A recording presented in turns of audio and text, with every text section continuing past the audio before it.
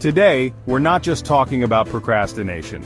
We're talking about why you might actually be avoiding an identity collapse. Let's get this out of the way. You're not procrastinating because you're lazy. You're procrastinating because your brain is doing exactly what it was designed to do. Protect the version of you it already knows. We think of procrastination as a failure of motivation, but that's not really what's going on. Because if you step back and look at the pattern, you'll notice something strange. You do take action, but only on things that don't threaten your sense of identity. You'll respond to every text. You'll answer emails that don't matter. You'll clean the house, tweak your workspace, even open up a fresh document. But the moment you get to the real thing, the one that might change how others see you, you freeze, you scroll, you delay. You tell yourself you need just a little more clarity before you start. That's not laziness, that's identity resistance, because the brain doesn't crave growth, it craves familiarity. And when you try to take action that threatens your current role, whether that's the reliable one, the background person, or the always learning, never launching perfectionist, your nervous system treats that action as a threat. It's subtle, but it's everywhere. You avoid pitching the offer because being rejected might mean you're not cut out for this. You avoid finishing the project because finishing it means it's real, and now it can fail.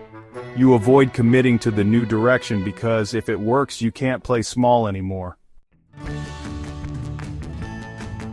So instead of finishing, you hover near progress, always researching, always preparing, always getting ready for the next big step. But never actually stepping, because stepping breaks the loop, it makes the identity shift real, and if that new identity succeeds, now you're someone different. Now people expect something from you. Now you don't get to say someday, because now you're living it. So your brain pulls back. It gives you 1,000 micro delays dressed up as logic, caution, and quality control. That's what procrastination really is. It's not a delay tactic. It's an emotional defense system protecting your identity from a transformation it doesn't trust yet. And until you see it that way, you'll keep thinking the problem is focus or structure or lack of motivation. When really, it's fear of letting go of the you you've always been. So now let's break down where that identity actually came from and why your brain keeps resisting change even when part of you is ready for it. Let's rewind. Before you ever missed a deadline, before you ever delayed a project or avoided a risk, or felt that quiet shame of I should be doing more, your brain was building something in the background, an identity. Not one you chose, one that was built for you based on who you needed to be to feel safe. This happens early, usually long before we're even aware it's happening. Maybe you were the smart kid who always got praise for getting things right. Maybe you were the fixer, the one who stayed calm when everything else fell apart. Maybe you were the quiet one, the underestimated one, the underdog. Whatever it was, that version of you got attention, approval, predictability, or at least less pain, so your brain said, okay, this is who we are. And that identity became home base. Here's the problem. As you grow, you start wanting things that version of you was never built to hold. Maybe you want to launch something, to lead, to be seen, to create value, not just respond to it, to finally finish the thing you've been circling for years. But when that desire shows up, so does the internal conflict. Because now you're trying to become someone your nervous system doesn't recognize. That smart kid who never got it wrong? Now they're terrified to experiment because being bad at something feels like failure. That fixer who held it together for everyone else? Now they can't ask for help because they've built their worth on being the one who never needs it. That quiet underdog, they're afraid to go all in because if they fail publicly, the underdog story dies. So when you sit down to start that next version of your life, your brain sees danger, not opportunity. It goes, if we do this, who are we now? And since it doesn't know the answer, it delays the action. Not because you're unmotivated, but because the identity shift feels unsafe. That's why no system or tool fixes procrastination long-term. Because the real friction isn't between you and the work, it's between your current identity and the one required to finish it. This is where most people get stuck. They think if they just had more time, more willpower, more structure, they'd get it done. But what they really need is a way to expand their identity without triggering collapse. That's what we'll cover now, the strategy for rewiring identity resistance without overwhelming your system. Here's where most people try to fix this the wrong way. They think they need to force a leap, burn the boats, reinvent themselves, go all in. But that approach usually backfires because the nervous system doesn't respond well to identity replacement. It responds to identity expansion. Here's what that means. Instead of trying to become someone entirely new, you give your current self permission to try on a new role without pressure, without proof, without performance. Let's break this down with something practical. Say you're someone who's always identified as the behind-the-scenes type, and now you want to start your own thing. Maybe a product, maybe a service, maybe a YouTube channel. The moment you try to step into that role, your old identity starts whispering, "That's not really you. People will see through this. You're not built for that." If you try to fight that voice head on, it gets louder. But if you invite the new role into your life as a test, not a transformation, the fear quiets. Instead of saying, "I'm becoming a creator now," say, "I'm experimenting with building things in public just to see what happens."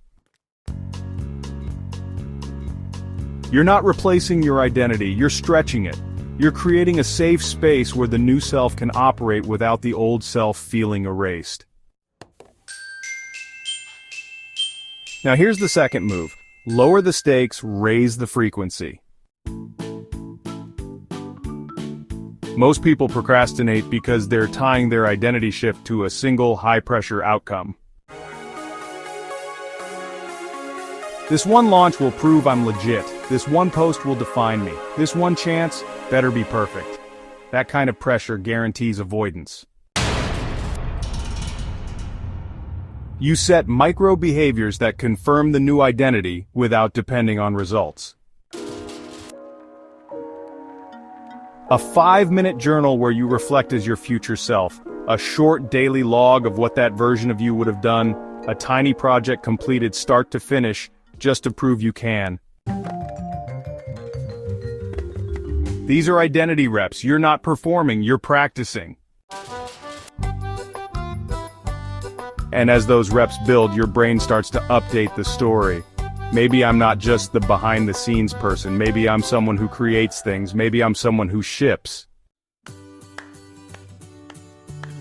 And that's the real unlock, because now, you're not just fighting procrastination. You're building evidence that your identity can hold the new version of you. And once your brain sees that evidence, the resistance fades. Not overnight, but steadily, quietly, permanently. That's the shift. From "this work might break me," to "this work is how I become more of myself." Let's talk about what this actually feels like in real life, and why it doesn't feel like success at first. Let's be honest. Most people think finally finishing something like a project, a launch, a career shift will feel like triumph. Like some big cinematic moment of clarity and pride. But it usually doesn't. It feels like grief. But because in that moment, when you actually complete the thing, you're closing the door on the version of you who almost did it. The version who had all the potential, all the stories, all the somedays, and you're replacing them with someone else. Someone exposed, measured, real. That shift hurts, even when it's good. You're no longer hiding behind preparation. You can no longer say, I just haven't had the time. You don't get to be the underdog anymore. Finishing isn't just about the task, it's about what finishing represents. It means your identity has moved, that you're no longer who you were and you're not quite who you'll be yet. You're in between. And the in-between is messy. You'll feel resistance. You'll want to go back. You'll start craving your old excuses, not because they were true, but because they were familiar. But here's the thing, that tension, that discomfort, it's not a sign you're failing, it's a sign you're in motion. You're not procrastinating anymore, you're metabolizing the truth. And the truth is this, you were never lazy, you were never incapable. You were just running a defense system that kept you safe, until the cost of staying the same got too high. Now, you're done pretending, done avoiding, done shrinking yourself to fit a version of you that no longer serves who you're becoming. Finish one thing, not because you have to, not because it'll make you rich or famous or successful, but because you're ready to see what's possible on the other side of the story you've been living. That's where identity stops being a limitation and starts becoming a choice.